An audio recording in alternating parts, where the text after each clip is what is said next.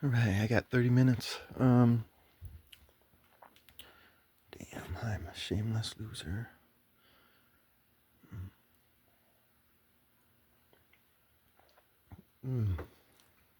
All right. So, I played Dark Souls one day, and I was just like, "Oh, this is the greatest ever!" Like, wow, this is awesome, cool, totally fucking awesome. But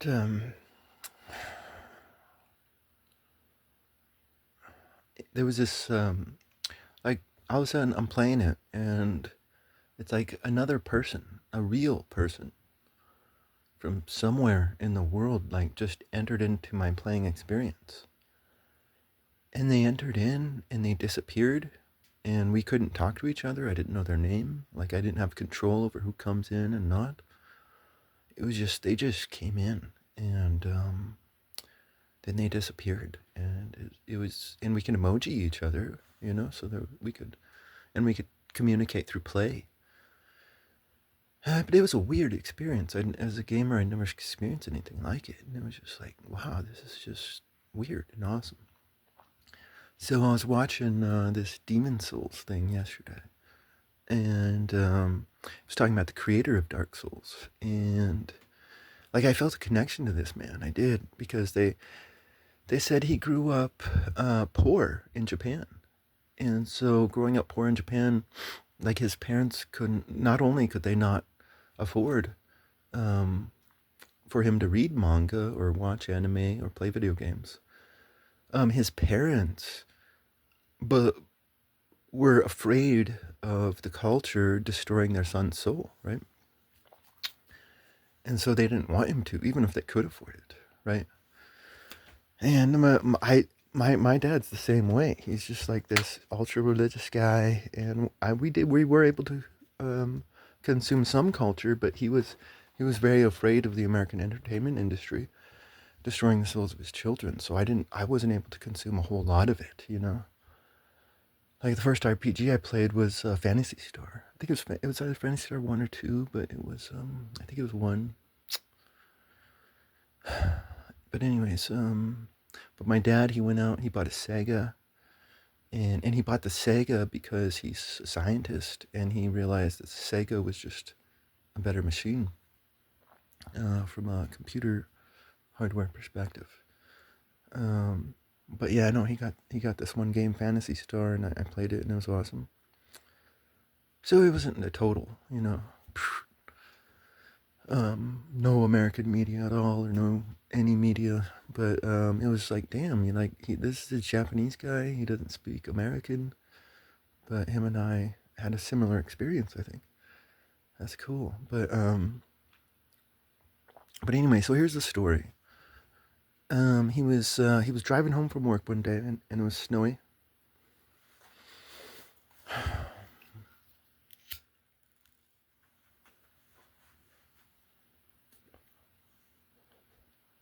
And he came up to this hill, and his vehicle couldn't go up the hill. Not only his vehicle, but every other vehicle.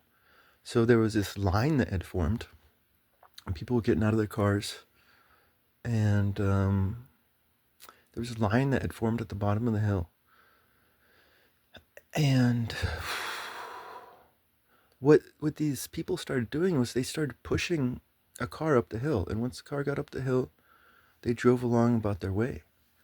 And he eventually came into, and he started helping out, pushing up these cars. And once his turn came up, they pushed his car up, and he drove along his way.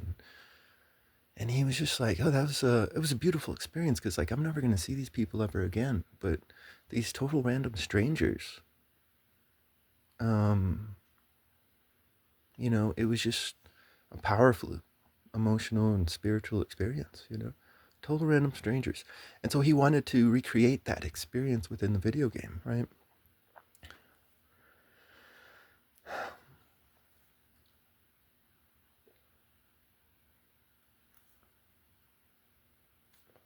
So that was pretty cool. But I'm making this video about inspiration. I believe in the veil. Maybe you could call me an agnostic.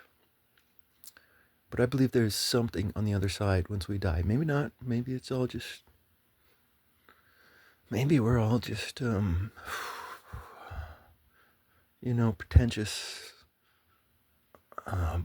biochemicals with electricity. But I think there's something on the other side.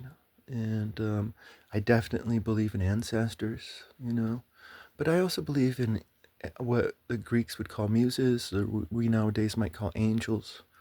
And I also do think there is a god or gods, but I don't know.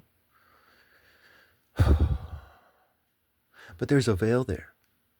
There's a veil, like obviously, because they don't like come down and say, "Hey, what's up, buddy? My name is Michael, the Archangel." Like, no.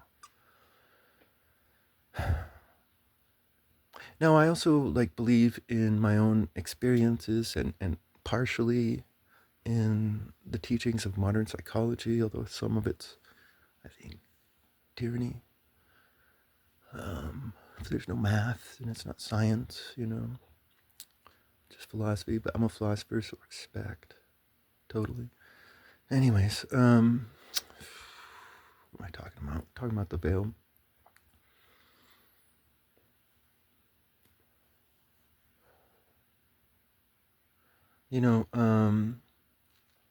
Yeah, there's not a direct communication. So if there is something on the other side, then there's going to be an indirect communication, which we would call either esoteric or mystical or spiritual. So I do think that there is, and I think this is how inspiration works. I do. Like for me, I create stories, and every now and then, a thought or idea will enter into my brain that wasn't engendered by me. But it's I've gotta put my part in. It's a collaboration. So like the good beings on the other side, they want a conversation. It's like we talk nowadays about toxicity, and it's like someone who tries to dictate or dominate. There are people out there like that within interpersonal relationships. That's not cool. And so we label them either toxic or wicked or sinful or whatever have you, right? Whatever floats your boat. So the good beings on the other side of the veil, they want to communicate with us and play with us. And so, but not only that, I believe that they can incarnate themselves. But if they incarnate themselves, they're going to disguise themselves. They're not going to walk up and say, "Hey, I'm a fucking god," or "Hey, I'm your ancestor. I'm Miyamoto." Shit. They're not going to do that. There's going to be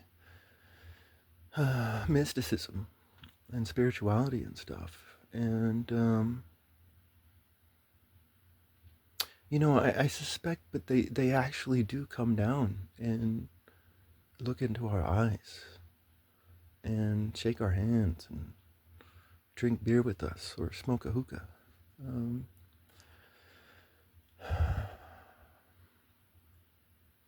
So, I suspect, I totally, because this is a beautiful moment. It's a beautiful moment. It was. The Japanese are just awesome. Just fucking awesome. Because it's just this story about these guys just pushing their cars up the hill and just getting into this small little adventure, right? I suspect that some of these people, men and women, is fuck yeah, divine feminine, hell yeah. That's the power right there, not the divine masculine. It's divine feminine. Although you need both, but whatever. But I would suspect that, some of these men or women were most likely beings from the other side, ancestors, or angels, or muses, or god or gods. I totally suspect that. And that's, I think, what inspiration is. You don't have to be a story writer to be inspired. You could be a fucking, Bob the Builder. You like building shit, and they like building shit too. So they want to build with you. So I believe in inspiration, but I also believe living by the light of my own reason. So I'm not gonna listen to voices in my head. Shit, that's a dictation. um, so I'm totally not promoting like, trying to justify any bad behavior because the voices in my head said it. But I do believe in inspiration, and it's just a superstitious belief of mine. But I do. And I think this is how inspiration works. I don't think I'm special. I think we're special. And I mean, you look at okay, so look at this story. Like when I see a cat or a dog or an animal and they're being loving and there's just this cute moment, it's just like that makes that puts my heart on fire. Um and I think they view us in the same way. It's like when they see us loving each other or when they see us trying to improve ourselves, I think their heart just beats with attraction towards us and they want to come down and um, communicate with us.